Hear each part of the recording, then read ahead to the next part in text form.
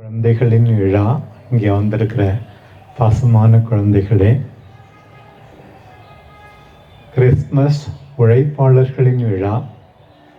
சேலம் மறை மாவட்டத்தோடு இணைந்து உழைக்கின்ற பாசமான நம்பிக்கையாளரான என்னுடைய சகோதர சகோதரிகளே, அன்பார்ந்த அருள் சகோதரிகளே, இங்கே இருக்கின்ற அருள் பணியாளர்களே, என்னோடு நெருக்கமாக ஒத்துழைக்கின்ற அனைத்து நண்பர்களே, பொருளாளர் தந்தை அவர்களே, முதன்மை குரு அவர்களே, உங்கள் எல்லாரையும் இந்த மாலை நேரத்தில் சந்திப்பதில் ஆண்டவரின் பிறப்பு விழா நல்வாழ்த்துக்களை தெரிவிப்பதில் மகிழ்ச்சி அடைகிறேன். உண்மையாகவே இத்தகைய விழாக்களுக்கு அர்த்தம் உண்டு. அதுவும் ஆண்டவருடைய பிறப்பு விழா என்றால் அதை கொண்டாடி நாம் எல்லாரும் மகிழ வேண்டும். ஆண்டவருடைய பிறப்பை பற்றி இப்படிதான் அன்றைக்கு இடையர்களுக்கு சொல்லப்பட்டது. எல்லா மக்களுக்கும் மகிழ்ச்சியூட்டும் செய்தியை நான் அறிவிக்கிறேன். ஏழைகளுக்கு, பணக்காரர்களுக்கு, நம்புபவர்களுக்கு, நம்பாதவர்களுக்கு, நல்லவர்களுக்கு, கெட்டவர்களுக்கு, எல்லா மக்களுக்கும் மகிழ்ச்சியூட்டும் செய்தியை அறிவிக்கிறேன். எனவே நம்ம எல்லாரும் இங்கே கூடி வந்திருக்கிறோம். அது உண்மையாகவே மிகவும் மகிழ்ச்சியானது. இதையத்தான் பின்னாளில் பவுல் தீத்துவுக்கு எழுதும்போது, மாந்தர் அனைவருக்கும் கடவுளின் அருள் பிரசன்னமாயிருக்கிறது. மகிழ்ச்சியூட்டும் செய்தி, எல்லாருக்கும் அருள் தருகின்ற ஆண்டவருடைய வருகை நம்ம என்ன செய்ய வைக்க வேண்டுமாம்? பக்தியிலே மிக வைக்க வேண்டுமாம், கட்டுப்பாட்டிலே சிறக்க வைக்க வேண்டுமாம், நேர்மையோடு நடக்க நம்மை தூண்ட வேண்டுமாம், தேவையில்லாத ஆசைகளை தவிர்க்க செய்ய வேண்டுமாம். இப்படியெல்லாம் ஆண்டவருடைய பிறப்பு எல்லா மக்களையும் மாற்ற வேண்டும் என்று பவுல் சொல்லுகிறார். பாருங்கள், ஆண்டவரின் பிறப்பால் நமக்கு மகிழ்ச்சி. நம்முடைய பிறப்பால் குறைந்தபட்சம் நம்முடைய வீட்டில் இருப்பவர்களுக்கு மகிழ்ச்சி இருக்க வேண்டும். அதைத்தான் இந்த கிறிஸ்மஸ் திருவிழா மீண்டும் நினைவூட்டுவதாக நினைக்கிறேன். எல்லா மக்களுக்கும் இந்த 24ஆம் தேதி இரவு திருப்பலியில் பங்கெடுக்கின்ற போது எவ்வளோ பேரை பார்க்கிறோம், கிறிஸ்தவர்கள் மட்டுமல்ல. அதே போல் நவம்பர் மாதம் 1ஆம் தேதியாம், அதே ஜனவரி மாதம் 1ஆம் தேதி இரவும் கூட அதே போலத்தான் ஏராளமான மக்கள் ஆண்டவருடைய பிறப்பு எல்லாருக்கும் என்பதை தெரிந்து கொள்ள வேண்டும். ஒரு விதத்தில் நாமும் ஆண்டவரை பின்பற்றி நம்மால் நம்முடைய வட்டத்தை தாண்டி இன்னும் சில பேருக்கு மகிழ்ச்சி கிடைக்கிறதா என்று கேட்டு பார்க்க வேண்டும். இரண்டாவதாக, அன்பார்ந்தவர்களே, இன்றைக்கு நான் உங்களோடு பகிர்ந்து கொள்ள ஆசைப்பட்டது என்னவென்றால், எல்லாரும் கடின உழைப்பாளர்கள்.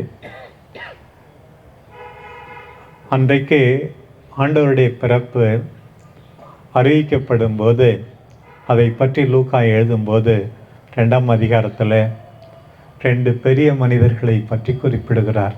ஒருவர் அகஸ்டஸ் சீசர் என்ற பேரரசர், இன்னொருவர் ஒரு ஆளுநர், கவர்னர், சிரியாவின் ஆளுநர் குவிரினியஸ்.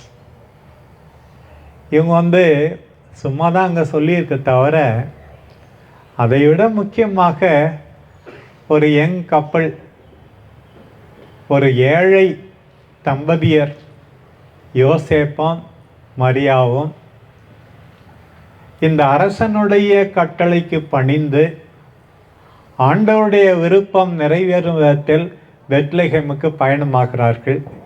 சொந்த ஊருக்கு போனால் அங்கேதான் மீட்பர் ஆண்டவர் இயேசு பிறக்க வேண்டும் என்று குறித்திருக்கிறது. அதை நிறைவேற்ற இந்த அரசனுடைய சட்டம். இன்றைக்கு எத்தனையோ பேர் புலம் பெயர்ந்தவர்கள் இருக்கிறார்கள். எவ்வளோ பேர் வேலை தேடி அலைகிறார்கள். சொந்த ஊரை இட்டு வேறு இடத்தில் இருக்கிறார்கள். நம்முடைய ஆயர் இல்லத்தோடு சேலம் மறை மாவட்டத்தோடு இணைந்து நீங்கள் எல்லாம் உழைக்கிறீர்கள். உங்களில் நான் இந்த நேரத்தில் உண்மையாகவே புனித யோசேப்பை, புனித மரியாவை பார்க்கிறேன். சாதாரணர்கள், உழைப்பாளர்கள். மரியா கூட ஒரு வேலைக்காரி. 3 மாதம் போய் சொந்தக்காரி எலிசபெத் அம்மாவுக்கு உதவி செஞ்சுட்டு வந்தாங்க. பெருக்கியிருப்பாங்க, துவைச்சிருப்பாங்க, ஆடு மாடை பார்த்துருந்துருப்பாங்க. அதுபோல் சூசேப்பர் தச்ச வேலை செய்கின்ற ஒரு தொழிலாளி. இவர்கள் வழியாக கடவுள் தம் திட்டத்தை நிறைவேற்றுகிறார். எனவே உழைக்கிறவர்கள் எல்லாருமே மகிழ்ச்சி அடைய வேண்டும் என்று நான் நினைக்கிறேன். இது நான் நன்றாக உழைக்க வேண்டும் என்பதற்கு ஒரு பாடமாக நான் நினைக்கிறேன். சோம்பேறிகளுக்கு கடவுளுடைய அரசில் இடம் இல்லை.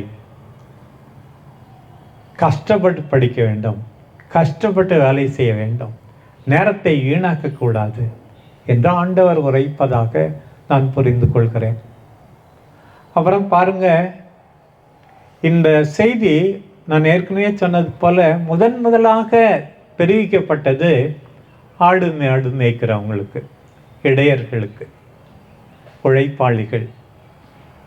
காலையில் வராங்க எங்களுடைய பெண்கள், 9 மணி 9:30க்கு பெருக்கிறாங்க, சாயந்தரம் 5:30 மணி போல் போகிறாங்க.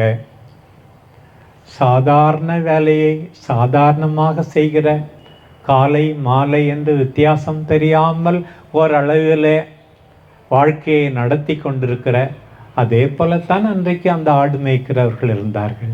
சாதாரணர்கள், உழைப்பாளிகள், ஒரு விதத்தில் ஒதுக்கப்பட்டவர்கள், முரடர்கள், பண்பாடு தெரியாதவர்கள். இவர்களுக்குத்தான் செய்தி. உழைப்பாளர்கள் ஆண்டவரால் ஆசீர்வதிக்கப்படுகிறார்கள். அவர்களுடனே வாருங்கள், நாம் போவோம், நமக்கு சொல்லப்பட்ட செய்திப்படி மெசியாவை பார்ப்போம் என்று போனார்களே. பார்த்துவிட்டு பார்த்ததையெல்லாம் மற்றவர்களுக்கு அறிவித்தார்களே. எவ்வளவு ஆசீர்வாதம் அன்றைக்கு அந்த இடையர்களுக்கு.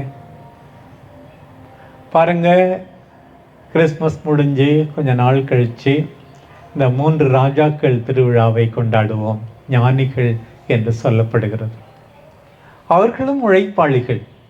விண்மீனை பற்றி, நட்சத்திரங்களை பற்றி, இன்னும் எல்லாவற்றை பற்றியும் அவர்கள் படித்து கொண்டிருந்தவர்கள் தான். ஒருவேளை சாதாரண மண்ணிலே வேலை செய்யாமல் இருந்திருக்கலாம், இருந்தாலும் உழைப்பாளர்கள் தான். இருந்தாலும் ஆண்டவர் வெளிப்படுத்தினார், விடாமுயற்சியோடு பின்பற்றினார்கள். ஏமாந்து போனார்கள். திடீரென்று அந்த நட்சத்திரம் மறைந்த உடனே தேடினார்கள், மீண்டும் பெருமகிழ்ச்சி கொண்டார்கள். கொஞ்சம் பேர் தான் இருக்கிறோமே என்று அவர்கள் மனம் தளர்ந்து விடவில்லை. நம்ம கூட்டத்தை கண்டா எல்லாரும் ஓடுறாங்க, கூட்டம் அதிகம் இல்லை. 3 பேர்னு சொல்கிறாங்க. 3 கொடைகள் கொடுத்ததுனால அது 6 பேராக இருந்திருக்கலாம், 12 பேராக இருக்கலாம். ஆனால் அதை விட அதிக பெரிய கூட்டம் இல்லை. கூட்டத்துக்காக நாம் எல்லாவற்றையும் செய்யக்கூடாது. ஆண்டவரை தேட வேண்டும். நம்முடைய உழைப்பினோட ஆண்டவர் நம்மோடு பேசுவார். அதையெல்லாம் புரிந்து கொள்ள வேண்டும். வந்து they gave the best to the Lord. அவங்களிடம் இருந்த நல்லதை கொடுத்தாங்க. இப்போ கூட எல்லாம் வந்திருக்கிறீங்க, அவங்க பிள்ளைங்களுக்கு, உடன்பிறப்புகளுக்கு, இன்னும் தேவையில் இருப்பவருக்கு, என் திரு அவைக்கு நம்மகிட்ட இருக்க பெஸ்ட்டை கொடுக்கணும். அதுதான் அந்த ஞானிகள் அன்றைக்கு செய்தார்கள். அப்புறம் ஆண்டவர் சொன்ன மாதிரியே வழியை மாற்றிக்கொண்டார்கள். நல்ல வழியில் போனாங்க. பாருங்க, நம்ம வழி மாறணும். கெட்ட வழி ஒரு நாள் இருந்தால் இன்னையிலேருந்து நல்ல வழியாகணும். நம்மகிட்ட இருக்கிறதெல்லாம் கொடுக்கணும். இதுதான் இன்றைக்கு வந்து கடவுள் நம்ம எல்லாருக்கும் கேட்பதாக நினைக்கிறேன். உழைப்பாளிகள், ஞானிகள் உழைப்பாளிகள், இடையர்கள் உழைப்பாளிகள். உழைக்கிறவர்கள் யாருமே வெட்கப்பட வேண்டியதில்லை. பவுல் சொன்னார், உழைக்க மனம் இல்லாத யாரும் உண்ணலாகாது என்று சொன்னார். ஆண்டவர் உழைத்தார்.